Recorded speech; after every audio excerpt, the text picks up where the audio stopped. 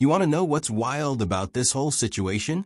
It's not just that Shedeur Sanders got iced out by the Cleveland Browns. It's how comfortable they were doing it. Like it wasn't national news. Like people wouldn't notice.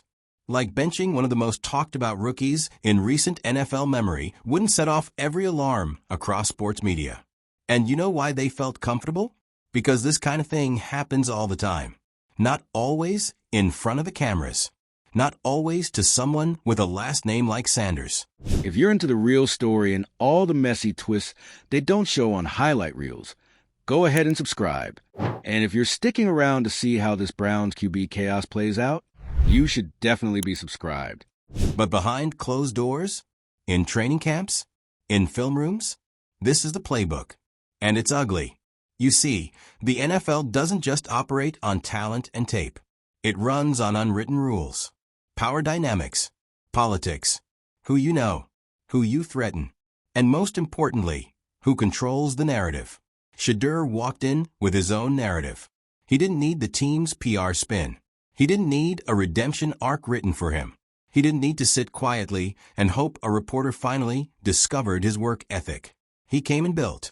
Marketable, self-aware, and let's be real, fully formed. And that's threatening in a league that thrives on development. Because when you show up ready-made, the system doesn't know what to do with you. There's no leash to yank, no mold to squeeze you into, no panic button to press when you don't follow the script. And for a team like the Browns, who fumbled more QB talent than most franchises have had on payroll, it was easier to pretend Shedeur was a work in progress than admit they didn't know how to handle him. Let's call it what it is. Insecurity at the top. Because great players don't get frozen out like this unless someone above them feels like their job's on the line. What happens if Shedeur keeps winning preseason games? What happens if fans start chanting his name in the stands? If local media starts pushing for him to get reps with the starters? Suddenly, the coaches who passed on him look stupid. The veterans ahead of him look shaky. And the whole developmental timeline the front office clings to? Gone. So what do? They make the quiet decision, the one that never makes headlines, but shapes careers. They bury him. They bench him. They rest him. They say he's learning, or adjusting, or focusing on the mental game. They say everything except the truth. We're scared of what it means if he succeeds. And this isn't just a Shedeur problem. It's a system problem. Because how many young black quarterbacks have walked into this league with talent, confidence, and leadership, and been told to wait their turn, while someone less dynamic gets the benefit of the doubt? Let's not sugarcoat this. If Shedeur's name wasn't Sanders, if he didn't come from a headline-making family, if he just blended in, said the right things, wore the generic team gear, didn't show up to camp with a camera crew or 1 million followers, he might already be QB2. But because he represents something bigger, they made a decision. Suppress the story. Delay the rise. Own the clock. And this is where it gets real. Because this isn't just a loss for Shedeur, it's a loss for the fans. The people who bought his jersey after one preseason snap. The young kids who saw someone with swagger and discipline and thought, that could be me. The diehard Browns supporters who finally felt something different this year. A new energy. A spark. Now they're being fed the same tired script. Just trust the process. He needs time. He's not ready yet. Ready? The man was born ready. You don't throw for multiple touchdowns in your first NFL reps and still get left off the dress roster unless something deeper's at play. And what's worse, everyone can see it. Fans see it. Media sees it. Other players see it. The locker room knows what's happening, even if they won't say it out loud. They know who's balling and who's being babysat. They know when talent is being held back for politics. And that creates tension, quiet resentment, doubt in leadership. Because if they'll do that to Shedeur, who's next? This is why so many players have trust issues with management. Because effort doesn't always get rewarded. Because politics outweigh production. Because sometimes you can do everything right and still get passed over. Because someone upstairs is playing chess on a checkerboard. Now let's talk about what this means long-term. Because if the Browns don't want Shedeur, you better believe someone else will. He's too talented, too sharp, Two built for the moment to sit in the shadows forever. Some team, probably one with vision and less ego, will pick him up and unleash him. And the Browns? They'll have to sit back and watch the same player they benched become a highlight reel on someone else's turf. The same way they watched Baker walk. The same way they watched other players flourish elsewhere after they couldn't make it work. This isn't just a franchise mistake. It's a franchise pattern. They didn't just bench a quarterback. They benched a brand. They benched momentum. They benched a new era. So now the question becomes, what's next for Shedeur? Does he demand a trade? Does he sit quietly and wait for the right moment to break through? Or does his team, his agent, his family, Coach Prime himself, step in and take control of a narrative again? One thing's for sure, this isn't over. Not even close. Because players like Shedeur don't disappear. They don't fade. They don't get forgotten. They just wait for the right camera, the right coach, the right chance. And when it comes, they remind everyone exactly what was wasted. So tell me, is Shedeur better off walking away now? And will the Browns regret letting politics bury potential? Drop your thoughts in the comments. And if you want more deep dives into the drama behind the locker room doors, subscribe. Because we're not just watching games anymore. We're watching power plays in real time. And right now, Cleveland fumbled the bag. Again. And here's the cold, frustrating reality of it all. If Shedeur Sanders' last game in a Browns uniform is truly behind him, it won't be because he failed. It'll be because he dared to succeed on his own terms. You know what makes this sting worse? The silence. The calculated, corporate silence that's louder than any headline. The way the Browns organization just quietly moved on. No statement. No official explanation. No clarity for fans. No acknowledgement of what Shedeur brought to the team, even if only for a short time. It's as if they're hoping no one will notice. But people have noticed. And they're talking. Not just fans. Not just sports bloggers. Players. Former players. Coaches. Athletes across the league. Because Shedeur's story isn't rare, it's just visible. He represents 100 other guys with less fame, less family clout, who get chewed up by the same machine. Guys who are told, wait your turn, only to have that turn replaced by a press release or a closed-door decision made weeks before the season started. This isn't just a Brown story. It's a sports culture story. The culture that says, fall in line, be quiet, wait to be chosen. The one that treats confidence as arrogance and charisma as a threat, especially when it's coming from a young black man with a platform. Because that's the thing with Shedeur. It's not just that he's good. It's that he knows he's good. He speaks with poise. He moves like he's been here before. He carries himself like someone who expects to succeed. And that expectation, that self-assurance, it disrupts the room. NFL teams love a feel-good underdog story. They love a quiet workhorse who goes from obscurity to starter, as long as that story makes them look like geniuses. But someone like Shedeur doesn't give them that arc. He doesn't fit into the from nothing to something narrative they love to market. His journey has been loud, public, and self-written. He's not their project. And that, more than anything, is why he's a problem for franchises like the Browns. Because if you can't claim him, you can't control him. And if you can't control him, you sure as hell don't want to be the one that made him. So what do? They try to erase him from the picture. Quietly. Strategically. Hoping the news cycle moves on. But here's the thing. Shedeur Sanders is the news cycle. Even benched, even ghosted, even without a press release, he moves the conversation. Every post, every whisper of his next move sparks debate. Fans want answers. Other teams are watching. Brands are watching. Media outlets are already predicting his next stop. Because everyone knows, this story isn't ending here. And let's really get into it, this idea that Cleveland never wanted him. It's becoming clearer by the day that this wasn't about performance, but positioning. Did they draft Shedeur because they saw a future franchise quarterback? Or did they bring him in because it was good optics, good buzz, good PR? Was he ever truly part of their long-term vision, or just a convenient headline during a slow news week? Let's not forget, The NFL loves a flashy draft moment. Bringing in Coach Prime's son?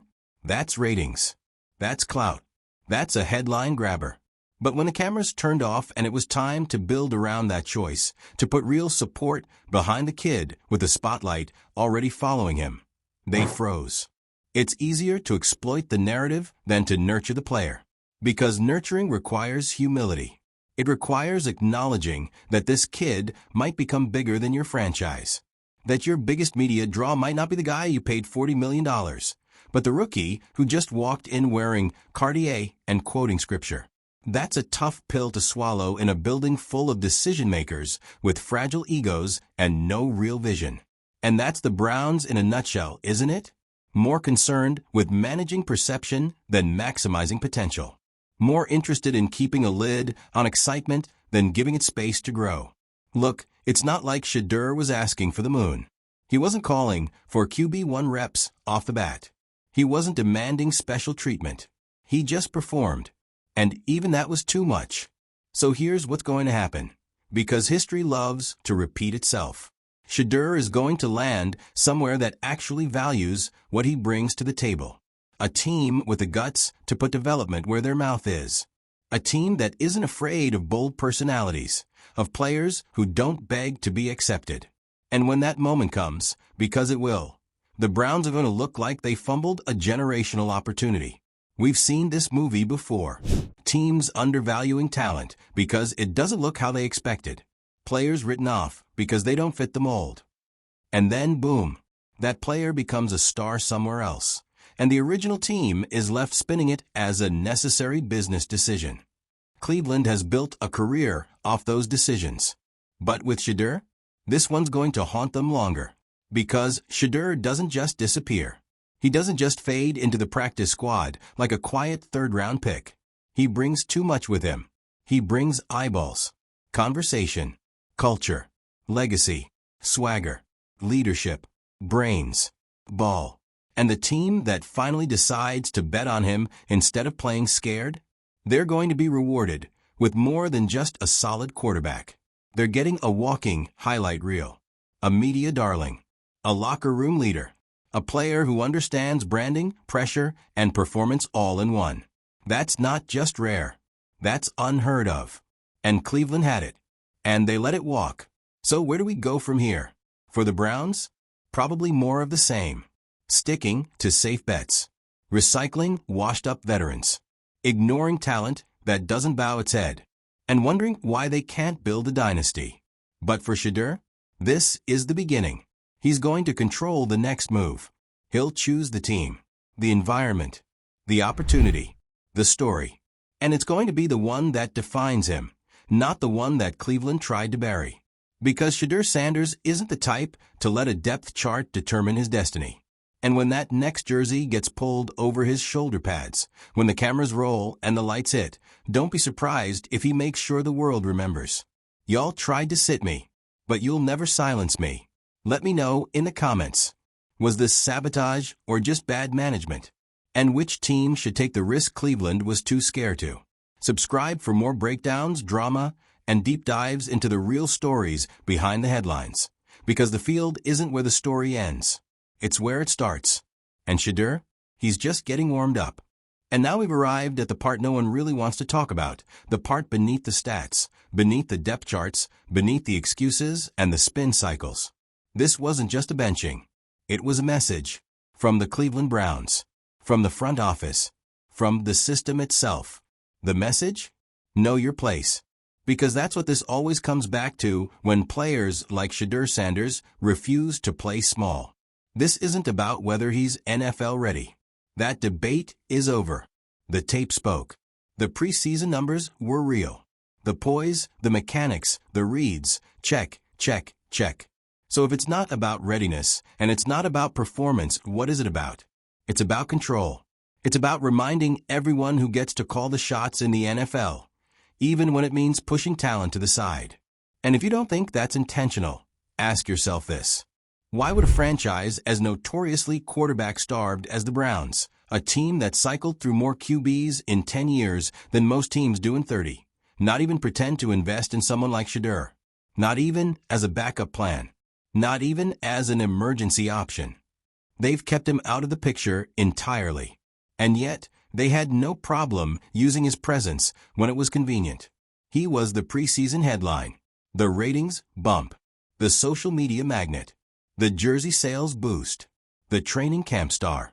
They put his face in the content, but never his name in the real conversation. They sold the story, then cut it off at the knees the second it got too real. And honestly, that tells you everything. Because Shedeur isn't the kind of player you bring in without intention.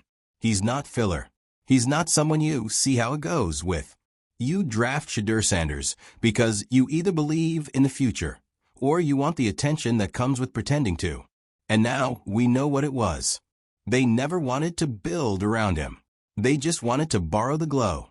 Let's be clear, this isn't an isolated case. This is a pattern. A well-oiled machine that kicks in the second a player steps out of line, not because he's wrong, but because he's right in the wrong way. You can be great. You just can't be loud about it. You can be confident. Just don't show it. You can be seen. Just not too much. And Shedeur? He was too much from day one. Too smooth. Too polished. Too marketable. Too unapologetic about knowing his worth in a league that thrives on pretending everyone is replaceable. Because that's the NFL's favorite illusion, that no one is bigger than the Shield. But what happens when someone walks in already bigger than the Shield's narrative? When someone has their own cameras, their own sponsors, their own built-in fan base? When they don't need the league's permission to go viral? They become dangerous. Not because of what they say, but because of what they prove. And what Shedeur has proven, just by existing the way he does, is that you don't need to shrink to survive.